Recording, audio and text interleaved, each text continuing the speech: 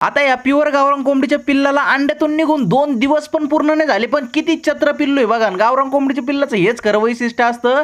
इतकं छत्र पिल्ला असतात ना, लक्ष द्यायचीच गरज नाही बाबा. कॅमेऱ्याला टॉर्च मारित होतं, म्हणलं माझ्याच विरुद्ध ब्लॉगिंगला उतरतो काय माहिती बाबा. आता सकाळीच कुंभार आला होता माठ घेऊन. आता विषय झाला की आपलं फ्रीज खराब आहे ना, त्याच्यामुळे आपण आहे ना मिनरल वॉटर माठात टाकतो मग पाणी पितो. इतकं सुंदर पाणी लागतं ना, विषयच नाही करायचा. आता काल जे आपण लवंगी मिरच्या तोडल्या होत्या ना, त्याचा आता शेवगावला आजीन मी गेलो होतो घेऊन बरं का. आता मिरच्या तर बघता विकल्या बरं का. मग कारले काय बघानाच भाऊ त्याच्याकडे कोणी. म्हणलं चला गाडी यांना घरी घेऊन जाऊ आणि उकडून खाऊ बाबा कारले. पण आता चला लवकर ऊन पडायला लागले आणि तिकडून घरी आलो मरणाची ताण लागली भाऊ. ते माठात पाणी गार नव्हतं. म्हणलं आता काही पण करून फ्रीज नीट करायचं गाडी आपल्याला. ते त्याचे 2 नट खोलले वायरीला वायर जॉईंट केली, फ्रीज झाला ना भाऊ चालू. मला इतका आनंद झाला, म्हणलं बरं झालं गाड्या फ्रीज चालू झाला. आता बाबा तर चालू होतं बरं का, स्टार्टर नीट करीत होते बाबा, कामच चालू आहे त्यांचं सकाळपासून.